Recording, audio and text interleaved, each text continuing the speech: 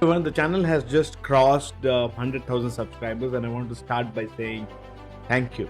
Not for the number, but for what it means.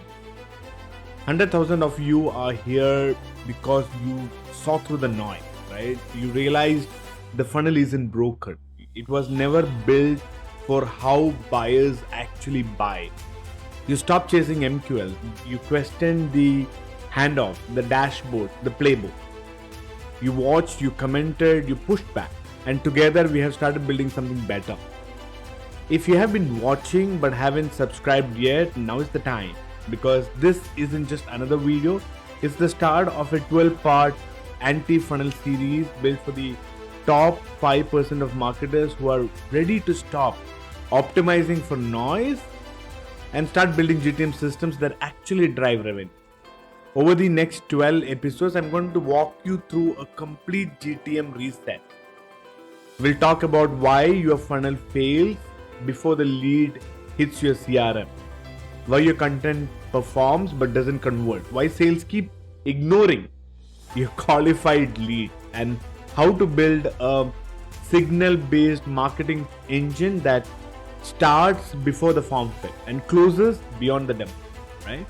So if you are a mid-level marketer who's done running other people's broken playbook, subscribe now and don't miss a single episode. This is the anti-funnel series, and episode 1 starts right now with the truth. Funnels never worked, not even when they looked, they did. Imagine this, right? You generate 2000 leads, sales accept 100. Pipeline value looks great on paper, now in CRM, but next quarter nothing closes. You thought your funnel was healthy, but your revenue team thinks you're just sending them garbage. And here is the uncomfortable truth. The funnel never worked. Not just now, not even back when we thought it did. And until you understand why, you keep hitting your KPIs and missing your revenue.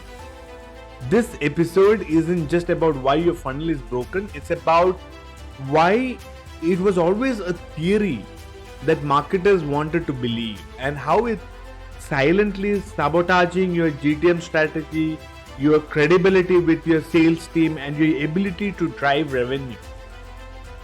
I remember a few years ago, I helped build what we thought was a high performance funnel for a SaaS company, right? Every stage was mapped, lead scoring customized for the clicks and form fills and website visits and event form fill, right? Intent data layered in, whether it's from G2 or Zoom Info or whatever intent data providers we have today, right? Attribution, multi-touch, and pixel perfect, right? Content offers, top of the funnel, right? Top of the funnel ebooks, and middle of the funnel I had case studies, bottom of the funnel I had product comparison. We followed every best practice and it worked technically on paper in meetings, right? MQLs were up by, let's say, 130%. Conversions to SQL also up by about 30%.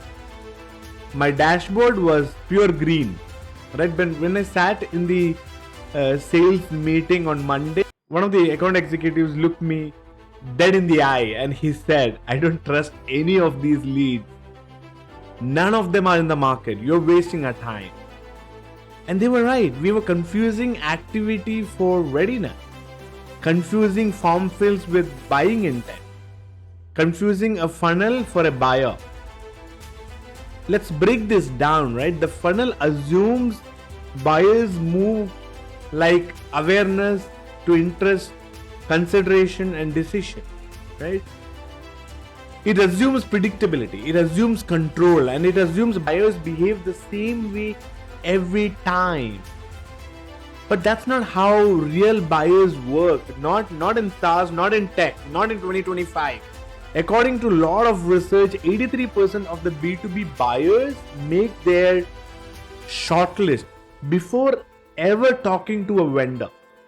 And another research agency has also found that 68% of the B2B buyers prefer to research anonymously before engaging sales. And we know this, right? So while you are optimizing funnel stages, your actual buyer is reading a Reddit thread from a frustrated user, right? Or forwarding a competitor's blog internally, or watching a YouTube tear down 3 months before he ever filled out a demo form, right? And by the time they do hit your decision stage, they've already decided.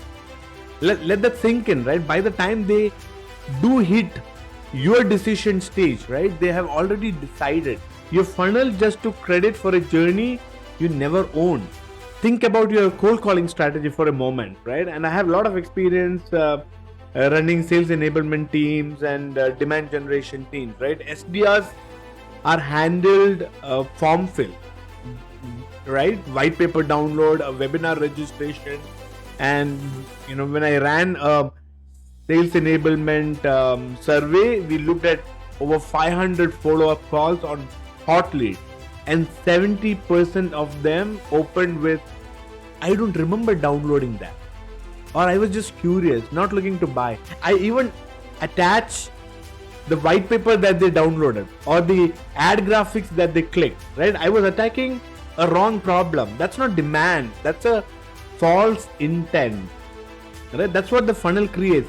Activity theater that sales has to clean up, right? And let's talk about content. I won't take too long here. We are told to map it to stages: awareness content, consideration content, and decision content, right?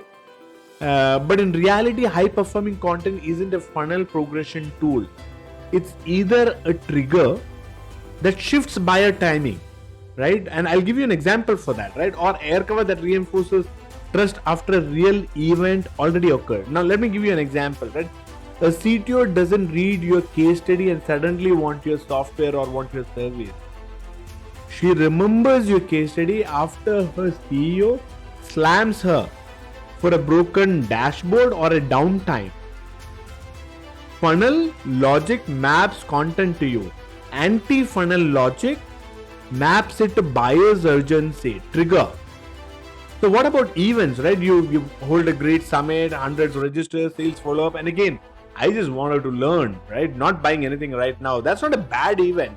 That's a bad assumption, right? About when buyers are in market. You can't manufacture urgency. You can only recognize signal. So here is the truth. Funnels are great for optimizing marketing activity, right? But they're terrible at identifying real buying momentum. The buyer doesn't follow your journey, they follow trigger. So someone quits, a new headcount opens, a compliance risk emerges, or there is a changing priority, right?